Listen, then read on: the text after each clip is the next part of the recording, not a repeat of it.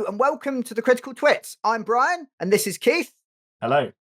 Today we had a very special interview with Matthew Myslinski of the Driftwood Archives to discuss upcoming RPG Chainsaw. Hello, Matthew. Hey, thank you for having me. This interview will be available as a podcast on the Critical Twits podcast and also on YouTube if you would like to look at our faces on our YouTube channel. So we'll pop a link to the other one in the description if you decide you can't stand the sight of me or you'd like some pictures to go with our voices. This is going to be our very first transatlantic interview. So we're also very grateful for Sasha Lightfoot from Slightly Reckless Games, publishers of Ronin and Berserker, for setting us up with this, because I don't really know any Americans. Don't know about you, Keith. Not many that make games. That's probably no. Yeah. So there's a couple of us. Welcome again. Tell us a little bit about Chainsaw. Chainsaw is a tabletop role-playing game using the MÖRK BORG engine, which I know you guys are familiar with. We are basing it on slasher horror, specifically around franchises. So when you have any of these movies, how they typically do, you'll have sequels after sequels and things will change between the sequels. We're setting those up kind of like the adventures. So each adventure in Chainsaw is like a self-isolated movie.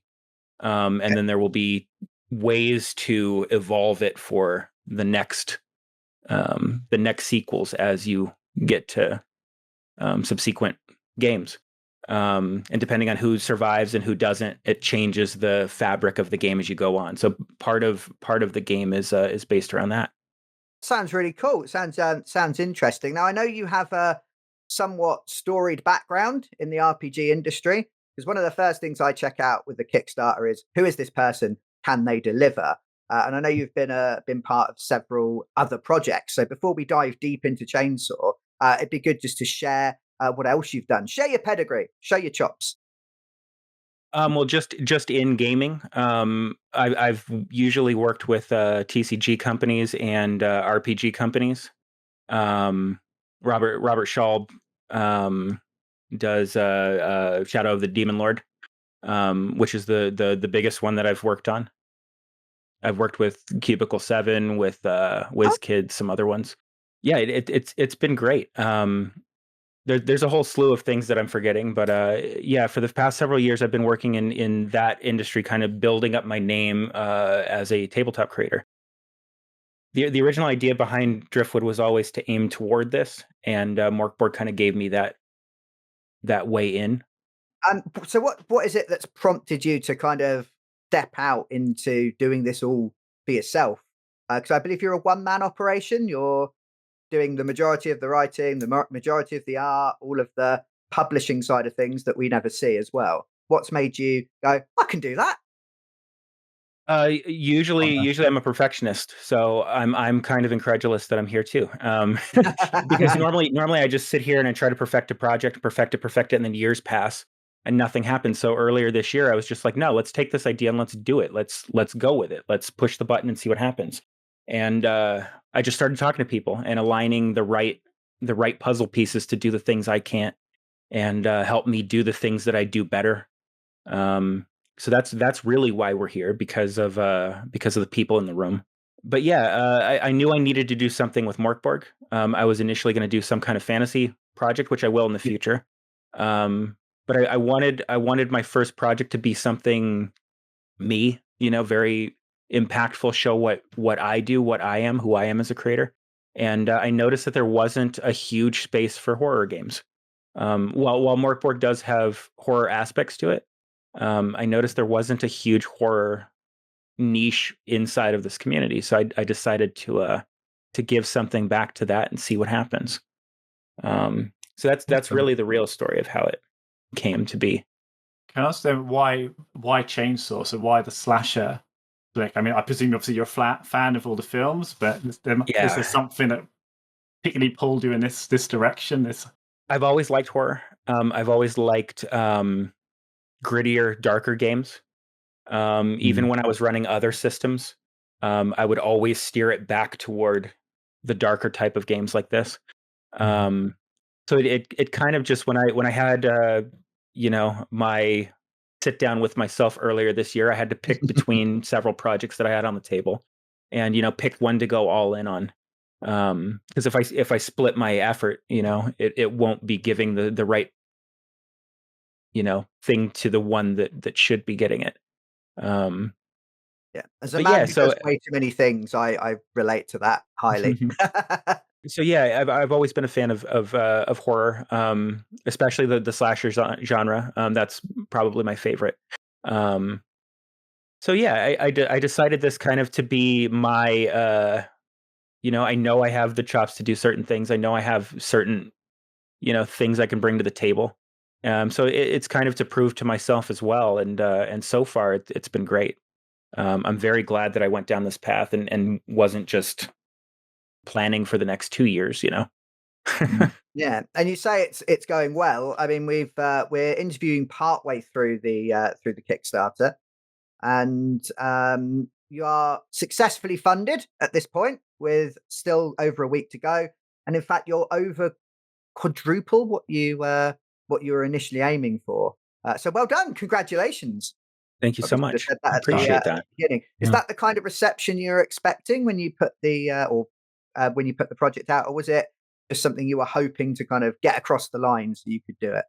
We did have specific goals in mind, certain hopes, of where it would reach. And it's much along the lines of where we were hoping it would go, but we were trying to keep our, or at least I was trying to keep my my expectations under wrap, because this is the first campaign that I've done of this size. And again, thankfully, I have a lot of people helping me with it. But yeah, I am very pleased with where it's going, with where it is now. And I can't say I'm disappointed at all with what it's doing. I'm floored every day waking up and seeing the support that it's had.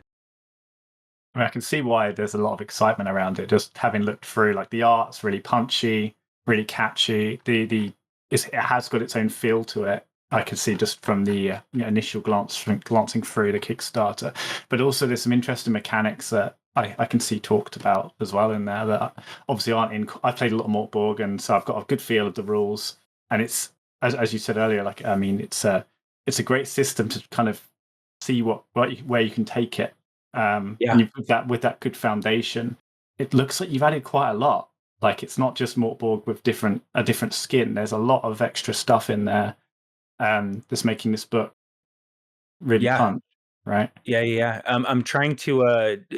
It's a tightrope walk, in my opinion, because if you add too much, it's not MÖRK BORG anymore. If you add too much crunch, too many rules, too many this, that, and the other thing, and now you have to keep track of this, and here's the bookkeeping here, and then it kind of became something else. So I had to take some things away and keep refining it and find the heart of what makes it what it is. Kind of what MÖRK BORG did for the fantasy role-playing genre. They took the heart of it and left only the skeleton of it, I'm hoping that this is worthy to sit next to it on the shelf, and fits within the same type of aim that Pelle and Johan were going for in the beginning. Absolutely. Yeah, I mean, you said, Keith, that it's kind of got its own vibe. I mean, it looks like a MÖRK BORG book, or a MÖRK BORG engine book. There's a shared thing, but the art, it's really interesting seeing, like, modern people predict and modern things in that kind of style.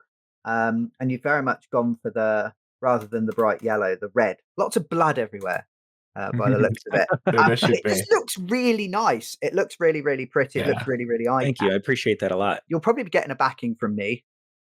Depends on depends. No pressure. No pressure. Yeah. No, it's it does look good, but yeah, flicking through things like Panic, for instance, very much a similar to sort of other horror games, I think, where there's that loss of control over your character. So it's nice to see that kind of thing coming through as well. Are you a big horror gamer? I love horror games. I am trying to get my table to like them. Sometimes it's a stretch to get them from heroic fantasy into ththings where you're constantly losing your powers and your limbs and, stuff like that. But I've always loved these kind of games, so I play them as much as I can. And the thing that you brought up specifically is panic. I think that panic's a staple in horror games, and each one handles it a little differently. Some people don't like, losing control of your character.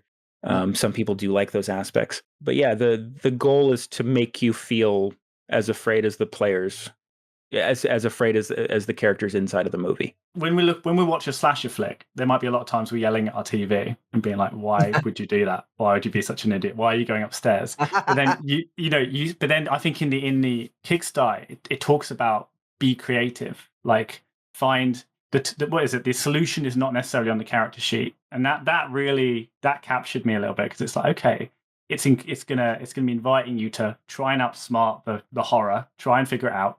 I presume there's an element of you're probably going to die horribly anyway, and that's part of the fun. But you don't have to die by running into being dumb about it. You can let's explore these solutions, and then I guess, but hindered by there are other things like mentioned, like status effects, and then these panic mechanics that maybe you play it perfectly smart, but your character is shitting themselves, so they yell out at the wrong time. I don't know. I'm like, my mind's already wondering about how this might come about, but is there any more you could tell about how those mechanics fit together and things? Or? Well, as you know, even from MÖRK BORG, your best efforts can be overturned by the thing around the corner or by a bad die roll. So we wanted to keep that kind of essence in, where just like in horror movies, everybody's expendable. Even the guy you think is the main character, he could die a scene in. So we wanted to keep that. It is heavily about player agency, so it will reward people for being creative, for thinking outside of the box. In fact, one of our very first playthrough runs of it, one of the guys, basically they were stuck inside of a house, and one of the players just takes off running out of the front door. And he met a grisly end outside of the house, and they learned very quickly that they had to that the problem, the solution to the problem was not running, was not fighting, was not the typical answer in front of your face. Like you have to find a different way through it, and the mechanics will hopefully get that across to the players. I would say that it emphasizes a cooperative play, but I don't. I think that's up to the players, really. If you're familiar with board games like Nemesis and really the genre as a whole, like how people in movies will be on your side until it's not, until it's not beneficial for them. And then you and then you have to trip your friend to get out. Yeah, so I imagine there will be stuff like that too. But that said, everybody that survives will get to the next sequel. So there's some kind of benefit in that, and I think it just depends on how the players want to play it. I guess that's where it's different to, like, again, like MÖRK BORG, you might be rowdy adventurers or horrible creatures in their own right, going around just trying to survive, and a lot of the time that might be via violence, and it might be through thinking, but perhaps not so much. The difference of this, right, as you say, like you're in the real world, you might be you almost don't know the rules of the monster, and as you say, running out of the building sounds very logical, but if this horror movie there's nothing but shadows and death outside, then as you say, you have to figure that out. And that's quite different. I don't think it's like anything I'd have played before. It's set up kind of like a boss encounter that goes the entire session, because you don't know when he's going to show up or how it's going to show up. You don't even know what it is. It actually could be more than one thing. But there's something out there within the realm of the scenario that you have to either avoid or confront, or depending on what the type of in essence movie it is. And while it's based on slashers, it can accept other types of horror. Like you could do things like Alien here. You could do things like The Thing, or Evil Dead, or more body horror type things. So it'll have outlets for specific types of genres, and kind of allowed the GM to play and set up the nightmares how he wants. Yeah, like I guess you could have very different parties, could have very different solutions. Like one could be like a Home Alone scenario trying to deal with the monster. Another could be scavenging items to try and fight it. But again, a lot of the time it might not be a killable entity. It might be a I think there was mentions of like rituals and stuff. So maybe you need, like, I guess in an Evil Dead sense, you need to read the book to get the thing to go away. Yeah. Lots of fun stuff there. Lots of fun stuff. One thing that does set it apart from things like MÖRK BORG is MÖRK BORG, you come in with a set character from all different types of backgrounds and things.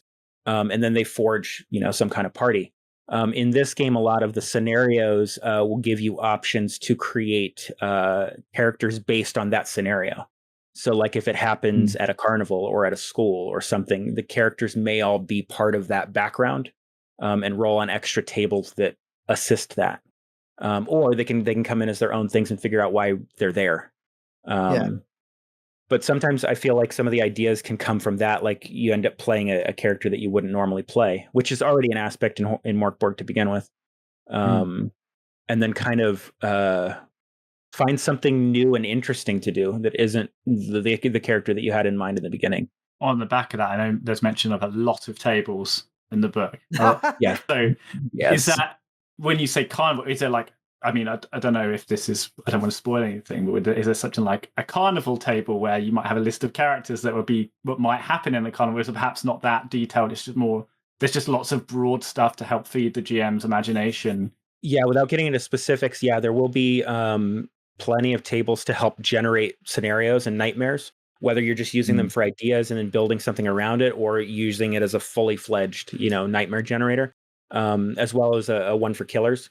So there will be an unlimited amount of killer types that you can play with and append different things to create the perfect thing for that nightmare. But there will be things like that. And then in the future, there will also be adventures that go along with it, which we're calling nightmares, that allow you to kind of go in there and play those things. They'll be very open, so you can kind of, work with them how you want. I don't really like linear games that are like, this is exactly how you need to play from point A to B to B, point A to B to C. I like things being a little bit more sandboxy and open, and letting the DM to have more agency over the game, which is what drew me to MÖRK BORG in the beginning anyway. Yeah. I think it's one of those, because it's so rules light, I think it brings out the group's creativity that plays with it. Right. So you're not like, oh, well, I can only punch them because I'm only good at punching. It's like, no, you can do whatever the hell you want. It inspires that creativity. So it's a good system for that. And in fact, if the only thing you can think of is weapons and violence, then it probably won't last very long, And you get to see that first player try punching the big bad and meeting a grisly end, and then we move on. Not to say you can't fight them, but it's the combat is generally not the win condition here. Mm-hmm. As in slasher movies, it normally isn't, right? You normally until maybe the very end. Maybe it's a good time to talk about that. There's another mechanic called tropes that we're working on that basically brings in a lot of those tropes. So if you go out alone, there's specific things that happen. If you're the last one alive, the final girl in movies, you get certain benefits that help you take down the killer at that point. There's all sorts of tropes that will play into the horror mechanics that both GMs can use against players and players can use against GMs based on what happens inside of the game. A lot of it's just remembering. So you constantly have to have a knowledge of horror, and kind of know the tropes that are going to have. I mean, most people who have ever seen a movie know most of the tropes already. It's not like you have to do a whole bunch of homework, but that will all be built in to kind of edify the experience and keep it grounded in movie franchise. Speaking of franchises, then, is there any one or two that really grab you particularly? Yeah, we'll take a step back. What's your first horror love? What was the franchise or the film that got you into horror? My first favorite was Nightmare on Elm Street, 100%. Okay. Yeah, actually, I should have brought the glove to the meeting, but I have the glove. But yeah, Nightmare on Elm Street's one of my favorites. Scream, Texas Chainsaw Massacre. Yeah. Obviously, the greats like Friday the 13th and Halloween. The ones where there's a killer, and despite their best efforts in the first movie, he always comes back. It doesn't matter how you kill him. It doesn't matter how you get away, how you run away. He always comes back somehow. That's what kind of fueled this whole game. Oh, so I guess it's a good time to talk about that then.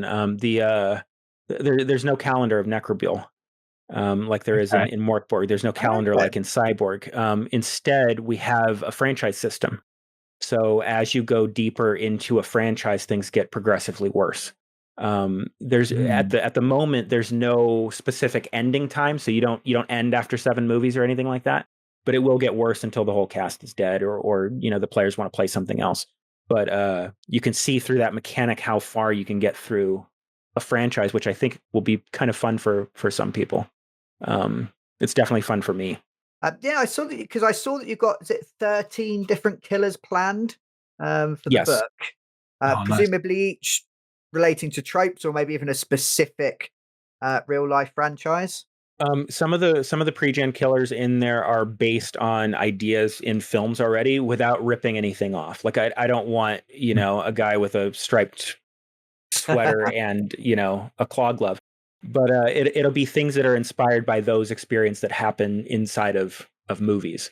And different kinds too. There will be some that are like human killers with masks, like psychopaths. But there will be monsters. There will be non entities like the Blob and things like that.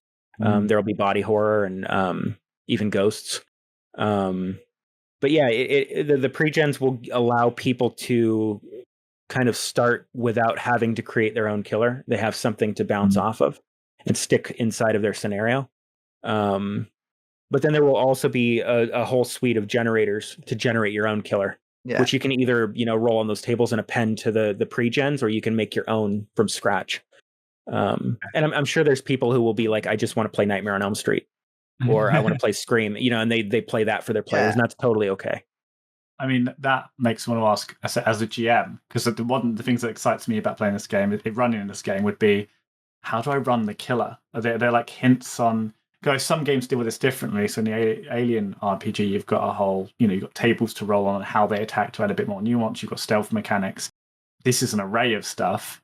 Obviously, you can play it how you want and how you might imagine, but there's a way of playing smart. Is there anything to kind of help the GM along? I mean, and even in terms of HP, like, is there something as simple as HP for these things, or yeah, there will be, without giving anything too specific away, there are mechanics that fit over your killer, that kind of give you cues as to when to bring them in, as well as what happens when they die.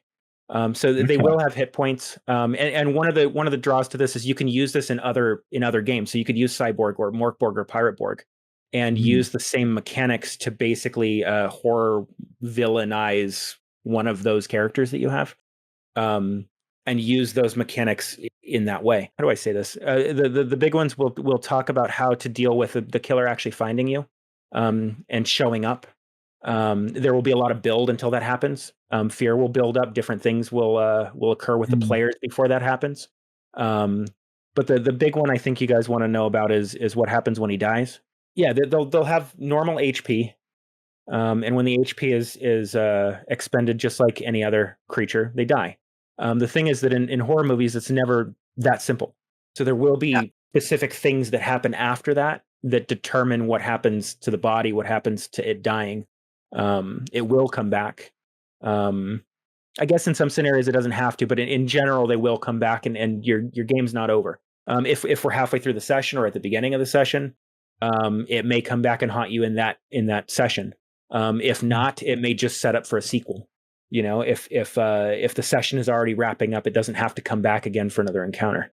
It's pretty loose and light to allow the GM to kind of decide how to use the killer. But there will be a lot of resources that he'll have to play in that space, and create the effect that we're going for. Just to wind back slightly, when we mentioned horror, you said that you've got a table of players who are maybe edging into horror. Maybe you had a bit of persuasion for them to get on board the horror. How have I find that normal kind of D&D, it's a power fantasy, isn't it? Yes. I have a giant sword and massive muscles, or I can cast spells and do all this kind of thing. As I think horror is like a disempowerment fantasy, isn't it? It kind of goes the other way. You start to lose your mind or your limbs or similar, and you get to play around with that fear. How have you managed to kind of drag those maybe typical kind of D&D type players into horror? Because I always wanted to play horror games and none of my friends did, and I was very sad and I used to cry a lot. And now I have people to do that, but I think I found them. Do you have any tips for kind of getting people into this kind of game? So first of all, I'll say that there are different types of games for a reason. There's different types of players, and those players fit in with different kinds of games better than others. So for instance, heroic role-playing, while I've run that plenty, it's not my favorite type of thing. So what would always happen in the past is I would end up edging toward horror games. Like in D&D, for instance, Curse of Strahd, Tomb of Annihilation, those kind of things that bring in horror to some aspect, or body mutilation, or things where the characters are losing things. So I've slowly been forcing them to play my way anyway. But what I've realized is that some people don't engage with that very well. So it ended up splitting my group. Some of them don't like the horror games. A lot of them do. So it's kind of changed that around. As for the future, what I've been doing is basically just showing them games and having them realize that they actually do like this kind of game. Yeah. Maybe it doesn't even have to be their favorite, but I don't know. I've just found that playing it kind of lets them see if they like it themselves. I never really want to force them or drag them into something that they don't want to be in. It's kind of like if you get dragged into a movie that you don't want to see, a genre that you don't like, something that you don't care about, it's going to be harder for you to connect with it as opposed to going to a movie that you do want to see. But one thing around that I am very cognizant about is players don't like control being taken away from them. So we're playing with those mechanics to kind of make it acceptable for people who like horror movies without being suffocating.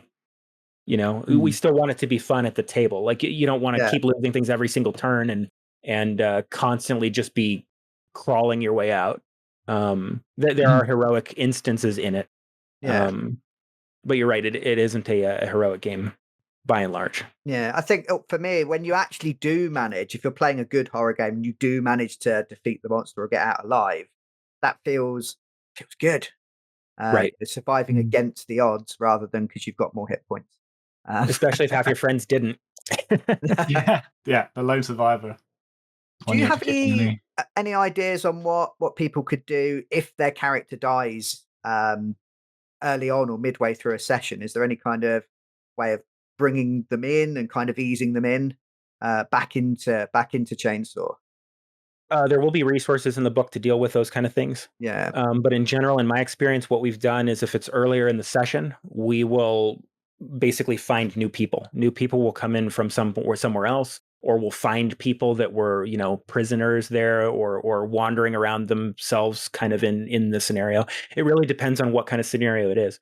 But if you're toward the end, it may kick in other ways. Like if you're in the final half hour, then the final characters may get benefits for being alive, leading into the final battle. I've seen other games that allow players to continue playing like as spirits or ghosts or things like that. We haven't looked into that for the core book, but we'll probably have mechanics afterward that deal with certain things like that, especially relating to feedback. But yeah, I generally don't want players to sit at my table and not do anything. So I don't want you to die 5 minutes in and then you have to watch everybody else play. So it kind of depends on what stage you're in of the adventure. Yeah. And kind of go from there. So it's not really like a clear-cut answer. I think that's true for any game, isn't it? Especially with high lethality. There's always going to be that question of dealing with that. But I think as a GM, if you just have a room for there to be someone wandering in, like the janitor in The Shining or whatever it was that comes with it, there's always room to throw something in. There's always opportunity there in every game. And I think Pirate Borg and MÖRK BORG make that very clear, that don't let people die and then just sit there. Like just bring him back in. Roll a new character, bring him back in. The specificity of the adventure doesn't really matter. Make sure that the players are having fun. That's the main point that we want to drive home. That's what you're here for. And you mentioned when you're the last one. So you mentioned it a few times. I think you might get is it like boons or buffs there's several different things that could happen, but yeah, they basically get stronger to end the adventure, to fight the evil guy at the end or whatever. Yeah, and it's a trope that comes in from a lot of horror movies. Like after everybody's dead, then Laurie Strode has to go do something, or Sydney has to go fight the ghost face killer. It's something that happens in all those movies. Nancy has to do her final stand against Freddy. So we wanted to build that in so that if that happens, then it will kind of kick in and reward the person who's last standing. And you could see at that point, like if you start bringing in more characters anyway, it may weaken that. So it's all up to the table and where the environment is at that point. Yeah, I suppose if you're running the game well, then everyone wants to see what happens. Everyone wants to know the ending, and is hopefully rooting. I was terrified the first couple times I ran it because I was like, "There's a lot of things in here that have specific triggers and timers, to make a good movie experience, But what I realized is that at the table, it just kind of happens. Things just kind of happen and it flows together. And I stopped worrying about a lot of things and I actually reduced some of the mechanics because I was realizing that it was happening anyway. Because when you go in with that mindset that it's a horror game, it's a horror movie. There's certain things that just happen, and I don't know how to explain it. It's just it was a beautiful thing that happened the first couple times we played. Those organic moments are what it's about, I think, isn't it? When you get that story comes together and the drama, the pacing, it just all hits. Yeah. And I may have gotten lucky, but I think it's genuinely just when players come together to tell a story, and that's the general intent. You get a really cool story. And it's something that I didn't learn until recently because you run a lot of games like D&D in the past. And I love D&D, but a lot of those games have very specific storylines that you have to do, and you have to be at a certain place to wrap up by, but in this game, it's a lot more about improv. So you can move things around exactly how you need them to be. And there's a lot of fluidity once you get used to the system like this. Speaking of the improv and that, which again, I think that's probably what our group walks away from D&D a bit more. It loves the improv. I think I'm an absolute improv fiend. That's why I'm playing now. It's to see what the emerging story. But you said about people losing control, maybe not liking that. I wondered if in some games you have things that inform role play a bit more. So you're not necessarily taking away control and saying, right, the GM controls your character now. But you might say, as far as you're concerned, everyone around you hates you and wants to kill you. And then letting them do that. Is there any exploration of that? Again, I don't want to spoil it, but I know there's... I want the panic to feel story-driven. So I don't want it to just be like, oh, well, you're just going to stare at a wall for, the next 3 rounds because you're frozen. I want to build in story aspects to it and allow players to role play how they choose to. Each one will have impact on the game. But yeah, I do want to lean more into story than some of these other systems do. Just because that feels right to me. It feels cinematic in a way. I mean, it's weird to say cinematic in a game where it's not about power fantasy. But it's very much driven by the source material behind it, horror movies. No, for sure. I've seen that again. Just my experience more recently with an RPG as well, that has cinematic scenarios and plays on that idea of you're playing in a movie, your characters in a movie, and there's absolutely can be in a very we all know how a movie goes. We all know we're in a movie and we're probably going to die, but that doesn't mean you don't try and reach those climaxes. You try and reach those endpoints. Right. It sounds like this is kind of that same the cinematic feel of it. There's going to be anything. You probably are going to die horribly. And there are heroic and cinematic moments where your friends could all be dying and you decide to be the hero and go fight the bad guy and kind of stave him off so they can escape, and then you end up surviving because you rolled well or something. So there's there's moments for heroic cinematic instances, but if you keep doing that, the dice will roll against you at some point. Absolutely. I think there's a freedom in knowing that something's on a smaller scale and might not necessarily expect you to carry on into a campaign, and you might die at any moment. In that, we played the Alien RPG recently. It's an amazing game. Keith ran it for me, and not just me. There were other people there. I wasn't that fussed about them. I was having a great time. But it was it's different from playing a long form campaign where you can be quite like, I want to do that, or if I die, then I'm going to have to spend 2 hours making a new character, or that kind of thing. It was quite fun to just throw yourself in and play around with those tropes and those kinds of things. That's what drew me to MÖRK BORG in the first place. That it wasn't like you don't have to sit down and write a whole backstory for your character and do a whole 2-hour character creation session to make sure you have just the right finely tuned ranger or whatever. And those games are cool, but it was definitely a burst of fresh air to have everybody sit down, roll characters in minutes, just jump in with no expectation as to some huge campaign, now I have to foreshadow through all that. Like, let's just play the game, roll random stuff and see what happens. I think they liked that a lot more than they thought they would. And I think in turn, a lot more players will like this a lot more than they think they will, given the opportunity to try it. And I don't think a lot of people know that, these kind of games exist if you only come in from one aspect, from one type of game. Like you say, trying to get more people into more things. I think it's just trying to encourage, more games at the tabletop.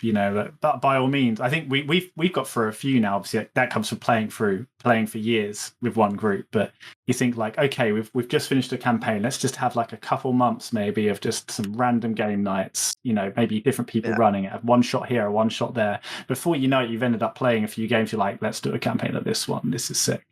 Right. There are opportunities for this too. Like, you could just play one horror movie and be done with it. Maybe everybody dies, maybe everybody doesn't. But maybe they're done with it and then we go play something else. Or if you really like what's going on here, you really like the killer, you really like your character that survived, you like the story that's happening, then you can branch off into new ones. Just like movies do, whether they should or not. I think one of the strengths of this is it doesn't have to be taken too seriously. Like, you could literally just, next session, suddenly it's Jason in space, or whatever. Like, you can mix it up however you want, however the table wants. It doesn't have to be super serious. It doesn't have to be super you know what I mean? It doesn't have to be grim dark. It could be lighthearted, silly slasher. There's a lot you could do there. And there's that too. The movies in the 80s were much different than the movies that are coming out now. Like, you look at the first Friday the 13th and Nightmare on Elm Street, Texas Chainsaw Massacre. They were campy. They were, filled with tropes that, they were creating at the time. But you look at modern horror movies, they take themselves super seriously and everything's super dark and grim, and there's nothing campy about them anymore. Not that all the modern movies are that way. But yeah, there's a lot of space to play there, to play in different ways. You can play as campy as you want, as serious as you want. And I think that's one of the strengths, honestly, that it doesn't have to be one specific thing. That's where the creativity comes in again, isn't it? Right. Going from that, then, you said about doing some, I guess, nightmares or scenarios. Is that plans for release post the Kickstarter and everything else all going well, or are there some things in the work, or would these potentially be add-ons? Do you know what they look like yet? Well, I don't know how high the stretch goals will go. Obviously, if we hit more stretch goals, there may be cool things unlocked.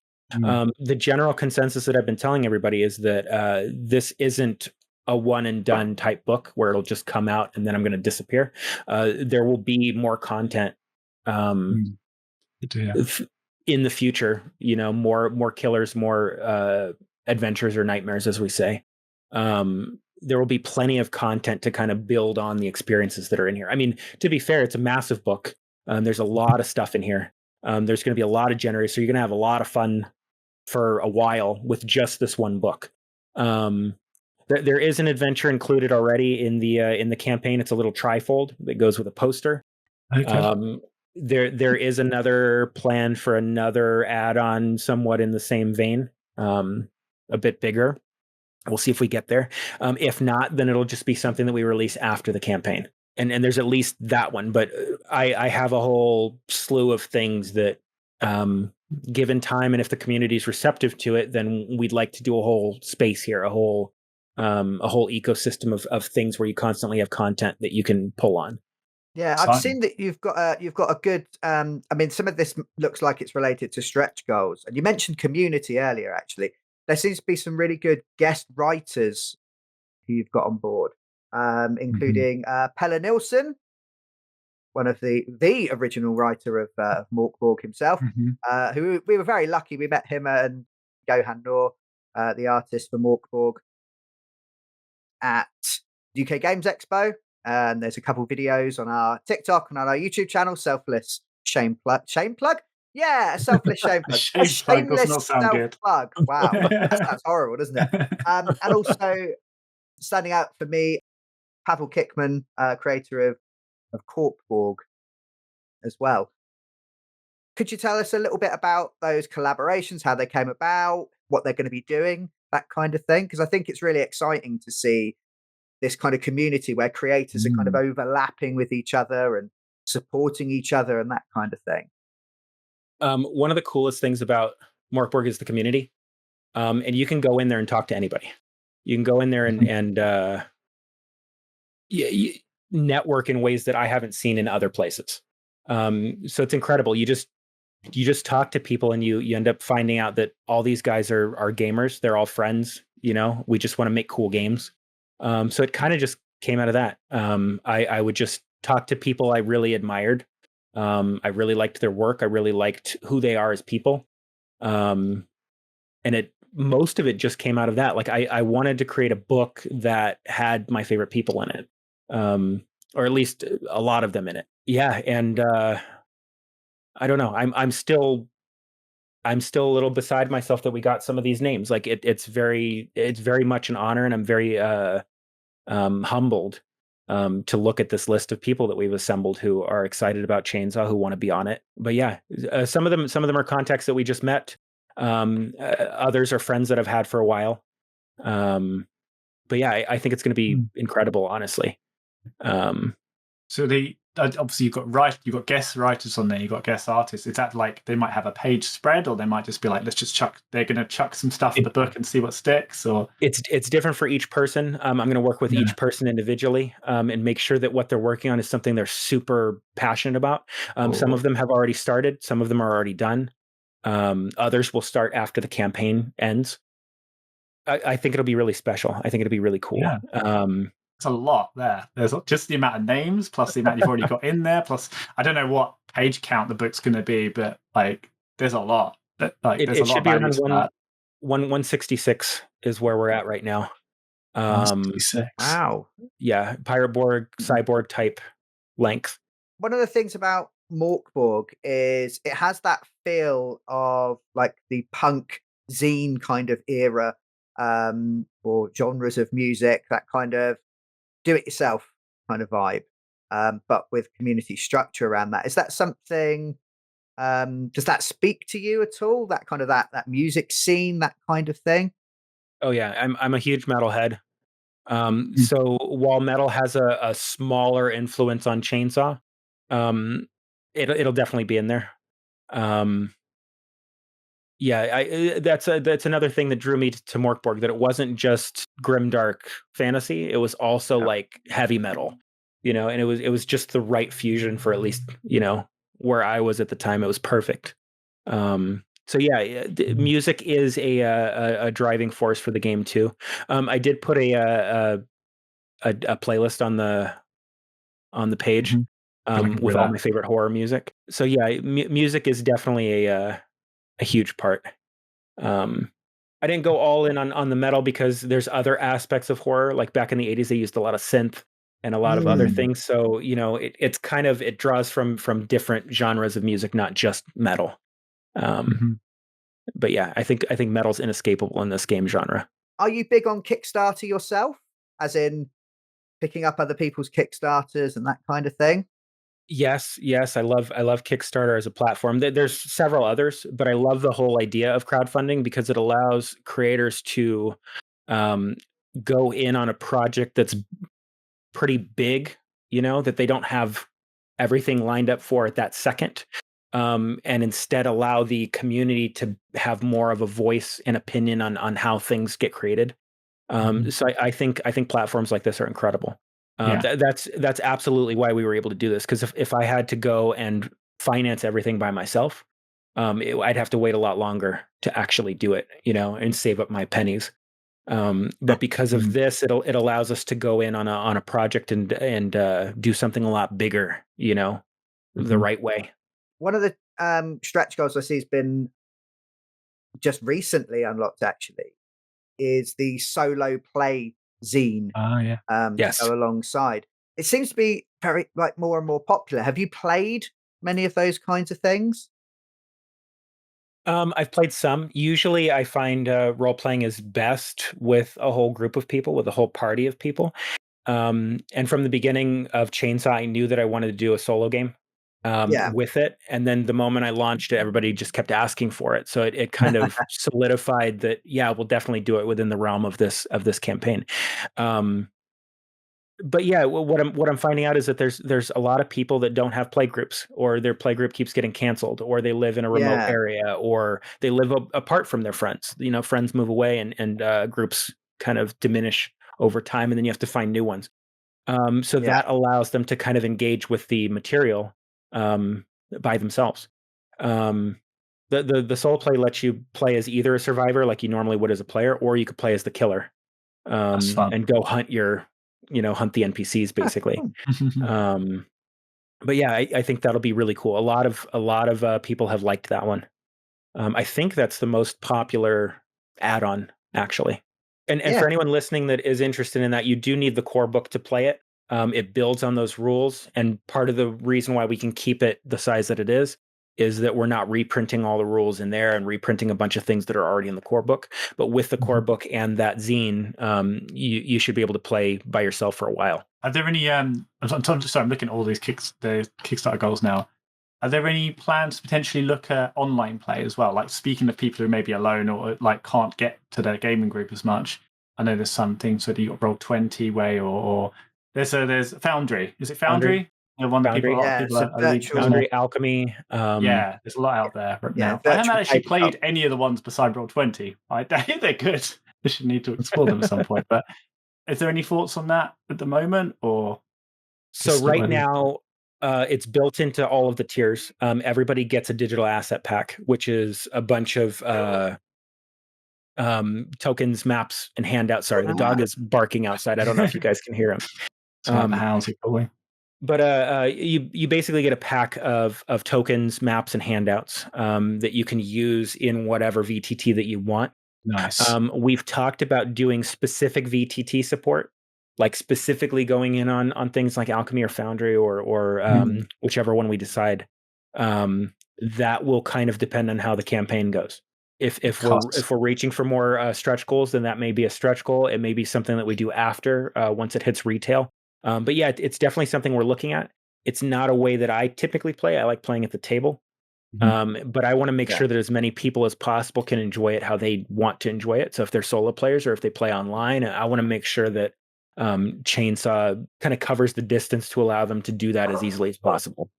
So that's definitely something that we are looking into. Yeah, sounds good. Keeps it accessible. Yeah, speaking of stretch goals and playing at the table, I need as many people as possible who are listening to go and back so I can get a GM screen. I love a GM screen. Yeah, I feel lost without a GM screen specific to my system. I'm conscious that we're coming up on an hour, and we don't want to steal any more of your time. I was just wondering then, what kind of media would you recommend? You're saying for like inspiration? I do have a section on the Kickstarter actually just for that. There's an inspiration section that lists a lot of the movies and games that I played that specifically inspired this. It's not an exhaustive list. But in general, if you just watch horror movies and you watch the ones that you like, my hope is that those translate into this game. So I mean, like we already talked about my favorites, like Nightmare on Elm Street, Texas Chainsaw Massacre, Scream.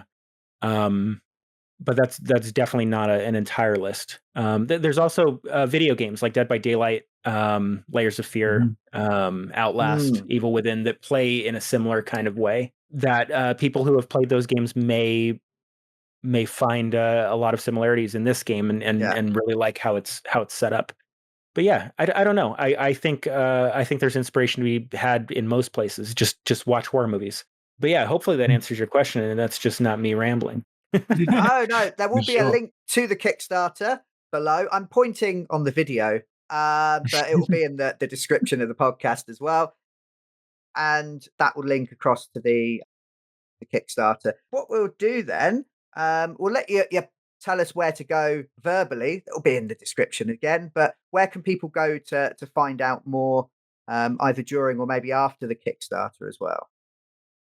Right now, all the links just reroute to the Kickstarter page, but Chainsaw RPG is a good place to go. That will be up after. Driftwoodarchives.com is another. But yeah, that's kind of the hub at the moment. In the future, we're going to have a Discord, and we're going to have other means of community to engage with people. But for right now, yeah, that's probably the best way. And just get on the Kickstarter and look at the updates. That's where I've been talking to everybody currently, at least for the duration of the Kickstarter. Excellent. Thank you very much for your time. As I said, it's our first transatlantic interview. Thank you to the internet for making this and many other things possible. If you enjoyed that, go over and check out Chainsaw, check out the Kickstarter and then the publishing page and Chainsaw RPG. If you're listening after the Thursday, the 3rd of October, that's when the Kickstarter itself will end. The 4th. Sorry, not to cut you off, but it's the 4th. No. Well, there we go. Might be a time zone thing as well. I think have to put out both time zones. Actually, maybe. Yeah, if you like what we do, please ignore that bit there where I made a mistake and still click like, subscribe. We're on Facebook, we're on TikTok, we're on YouTube. We have a podcast feed. We also have an actual play RPG part of the network called Roll in the Dark. We may hassle you at some point to maybe run us something to show the engine off. And it's that would be fantastic. I would love to come back. That'd be really, really fun. Oh, excellent. Awesome. And if you want to see all of our stuff, www.criticaltwits.com will link to all of the different things that we do. So thank you very much. Thank you. Appreciate you guys having me out. Excellent. Thank you very much, everyone, for listening or watching. We'll catch you again soon.